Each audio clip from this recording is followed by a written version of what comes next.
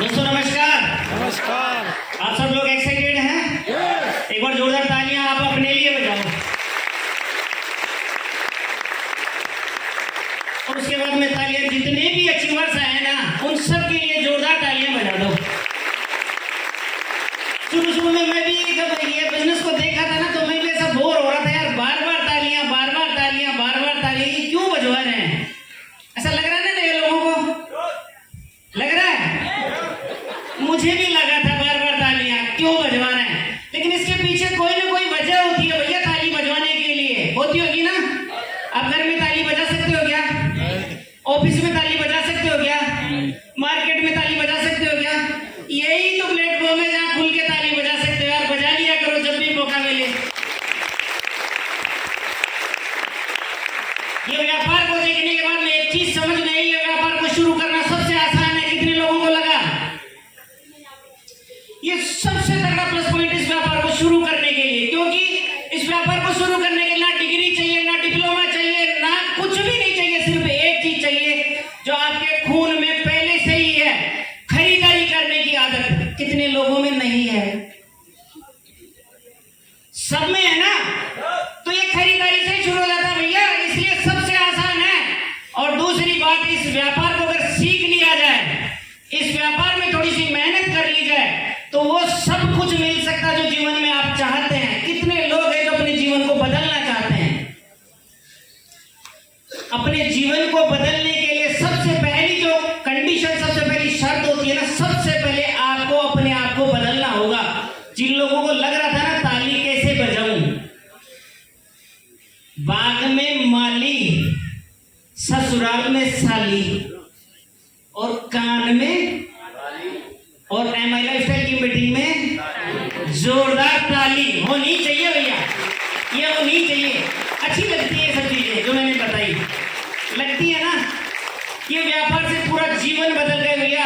लाखों रुपए की इनकम रही, देश विदेश की यात्रा रही। स्टूडेंट लाइफ से आया था, 2-3 हजार रुपए घर वालों से जो खर्चा लेता था ना, वो वहां से ना लूं ये समझ के आया था कि मैं इधर से निकाल लूंगा, मेरा खर्चा चल जाएगा, पढ़ाई का खर्चा चलेगा, इतना ही सोच के आया था। लेकिन लाखों रुपए तक पहुंचा दिया, देश विदेश की यात्रा रही। और एक इधर बाहर निकलोगे तो चमचमाती हुई रेड कलर की जो गाड़ी दिखेगी ना, उसको पिछले 4 साल से मेंटेन करने का मौका MI लाइफस्टाइल से मिला मुझे। ये कुछ भी पॉसिबल नहीं था अगर मेरे गुरु की लिस्ट में मेरा नाम नहीं होता। अगर उन्होंने अपनी लिस्ट में मेरा नाम नहीं लिखा होता तो ये सारी चीज मुझे नहीं मिलती भैया। कहीं ना कहीं मैं या तो पढ़ाई कर रहा था, B.Ed मैंने किया हुआ था, PG किया हुआ था, ITI किया हुआ था, टीचर बन जाता कहीं ना कहीं, 2 रो में क्यारियों में बैठ के कहीं बोर्ड लगा के पढ़ा रहा होता प्राइमरी स्कूल के अंदर। यही होता, इससे ज्यादा नहीं होता भैया। लेकिन यहाँ आने के बाद में बहुत कुछ बदल गया। बदल क्या गया? सबसे बड़ी बात, गली के कुत्ते भी नहीं सुनते थे, 300 लोग सुन रहे हैं। ये सबसे बड़ी बात है, पैसे से बड़ी है ये मेरे लिए। कोई नहीं सुनता था भैया, इस व्यापार ने बदल दिया। लेकिन ये सब कुछ मिला ना, तो ये तालियों का कतार मैं नहीं हूं, मेरे गुरुजी हैं। उनके लिए इतनी जोरदार तालियां बजाओ संजय जी सर और कशिश भाभी जी के लिए, क्योंकि उनकी बदौलत ये सब कुछ मुझे मिला। और ये जो चीज मुझे मिली है आप लोगों को भी चाहिए क्या? पहली शर्त, आपको आखिरी तक उनको सुनना होगा जिन्होंने मुझे ये दिलवाई। राइट ना? अगर मुझे दिल्ली जाना है तो सबसे पहले कोई दिल्ली गया हुआ होगा तो उससे पूछना पड़ेगा ना दिल्ली का रास्ता किधर से जाता है। तो आपको ये सब चीजें मिले, उसका रास्ता बताने के लिए हमारे महागुरु आएंगे, तो आप लोग भैया लास्ट तक उनको सुन के जाना। पहली बात। दूसरी बात, 2 कैरेक्टर आपने सुना होंगे महाभारत के अंदर। आपने सुना होगा अर्जुन का नाम, भगवान श्री कृष्ण का नाम सुना है? हाँ ना तो बोलो यार। 100 रुपए लगने थे, लग गए, दोबारा कोई नहीं लगा। हाँ ना तो बोलो। उसके बाद में आपने रामायण के अंदर भगवान श्री राम का नाम सुना होगा और हनुमान जी का भी नाम सुना होगा। हनुमान जी और ये जो अर्जुन है, इन दोनों में से मंदिर सबसे ज्यादा किसके हैं? हनुमान जी के। पक्का ना? मैं मेरी तरफ से कुछ नहीं बता रहा हूँ ना, आप ही कह रहे हैं हनुमान जी के मंदिर ज्यादा है। वो क्यों है भैया? कभी आपने विचार किया?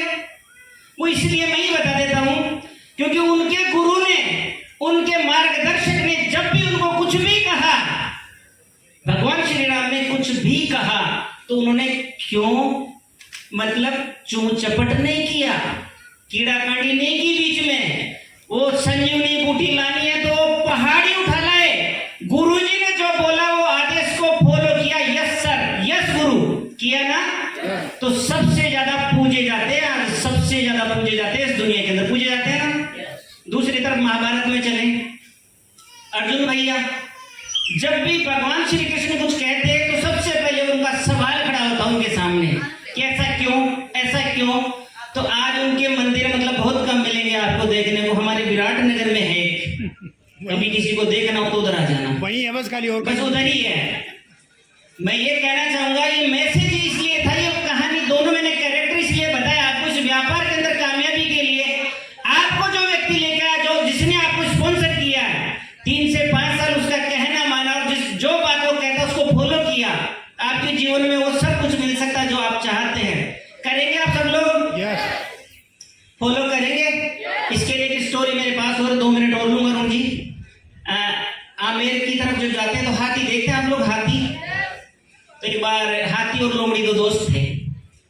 तो गर्मी, जून की गर्मी थी और वो घूमने जा रहे थे। तो थोड़ी देर घूमने के बाद में आगे गर्मी ज्यादा बढ़ी ना, तो लोमड़ी बोलती है मुझे प्यास लगी, नहीं गर्मी लगी, सॉरी मुझे गर्मी लगी। तो हाथी ने बोला मैं बहुत बड़ा हूँ, मेरी इधर छाँव में आ जा, मेरी छाँव में आ जा इधर। उसकी छाँव में चली गई लोमड़ी। फिर थोड़ी दूर और चली रहा था, फिर पानी पानी चाहिए, प्यास लगी। तो बोले मैं एक काम करता हूँ, मेरे पास स्टोर रहता है पानी, मेरी सूंड में पानी है, मैं तो वो थोड़ा पिलाता हूँ, पी ले। थोड़ा और पिला दिया पानी, तो वो थोड़ी दूर और चली उसके साथ साथ। थोड़ी दूर और आगे चली, आगे जाने के बाद में बिल्कुल रायता फैल गया, हम मर गए हैं, पानी भी और खाना भी दोनों ही चाहिए। हाथी ने कहा अच्छा हाथी और लोमड़ी में अपलाइन कौन, साइज के हिसाब से हाथी ना। तो अपलाइन जो कह रहा था फॉलो कर रही थी लोमड़ी, हाथी जो बोल रहा था फॉलो कर रही थी। अब की बार हाथी बोलता है मेरे पास और पानी है। मैं मुंह खोलता है, मेरे अंदर जाना, सीधा जाके पानी पीना स्टोर अंदर, और पानी पी के और वापस ऐसे जा रही है, ऐसे कैसे वापस आ जाना, ऊपर मत देखना। ओहो ये सबसे बड़ा गड़बड़ हो गया, इधर मत जाना। ये अगर किसी ने बोल दिया तो सबसे ज्यादा उधर ही जाएंगे। तो बोले ठीक है मैं पानी पी के वापस आती हूँ। हाथी ने मुंह खोला, लोमड़ी अंदर गई, प्यास बुझाया। प्यास बुझाने के बाद में वही ऊपर मत देखना दिमाग में आ गया। तो दिमाग में आया तो ऊपर देखा तो लाल कलर का कलेजा हाथी का। भूख लग रही थी लोमड़ी को, तो आप समझ सकते हैं, कलेजा खाया, आगे से हाथी का मुंह बंद। हाथी भी गए दुनिया से और लोमड़ी भी चली गई। इस कहानी का मैसेज आप समझ सकते हैं? इस कहानी का मैसेज ये है, अगर आपने अपलाइन का कहना माना ना, तब तक आपके अचीवमेंट्स हैं, तब तक आप आगे बढ़ सकते हैं। जिस दिन आपने अपलाइन के बीच में टांग डालने की कोशिश की ना, तो टांग उसकी भी ले जाओगे और खुद की भी ले जाओगे। समझ रहे हैं मेरी बात को? तो जीवन में जो आपका अपलाइन कहता है ना, उस बात को फॉलो कीजिए। क्योंकि आज जो भी हूं ना, मैं आज जो भी प्रोडक्ट आपके सामने खड़ा हूं ना, मेरे अपलाइन के सानिध्य में जो उन्होंने बताया, आज तक मैंने कभी ना नहीं कहा, मेरे मुंह से एक भी शब्द कभी ना के लिए नहीं निकलता। उन्होंने जो कहा ना, मैं हमेशा यस सर बोलता हूं, ना कभी नहीं बोला। उसी की बदौलत मैं यहाँ तक पहुंच पाया भैया। और आपसे भी एक ही बात कहना चाहूंगा, क्योंकि ये व्यापार जो है ना आपको बहुत कुछ दे सकता है, सिर्फ आप फॉलो करेंगे तो दे सकता है। आपको 2 चॉइस दे रहे हैं, एक तो माई वे और एक हाईवे। कौन सा पसंद करेंगे? हाईवे बना हुआ गाड़ी ले जाओ, उस पर चढ़ाओ और सीधे दिल्ली चले जाओ। माई वे बनाने की कोशिश मत करो भैया, बहुत साल लग जाएंगे, बहुत माथापच्ची होगी, बहुत कुछ मतलब खोदोगे। और हाईवे पे सीधा जाके 4 दिन को दिल्ली पहुंच जाओ। दिल्ली में मैं 2 बस भर के ले जा रहा हूँ, आप सब लोग चलेंगे ना दिल्ली? चलेंगे भैया। दिल्ली में वो होने वाला जो आज तक नहीं हुआ। कितने लोग हैं जो सपने देखते हैं, जिन्होंने हाथ खड़ा नहीं किया, उनके बारे में क्या समझूं? वो नहीं देखते हैं। अच्छा कितने लोग हवाई जहाज में बैठना पसंद करते हैं? सभी खड़ा कर लो, मैं लेके नहीं आया, खड़ा करो। अभी कॉन्टेस्ट चल रहा भैया, मात्र 75,000 रुपए ट्रांसफर करो और थाईलैंड जाओ। इससे बड़ा मौका आज तक डायरेक्ट सेलिंग के इतिहास में मैंने तो नहीं देखा भैया, मैंने कभी नहीं देखा, क्योंकि आपको मौका है सिर्फ आपकी खरीदारी से आप थाईलैंड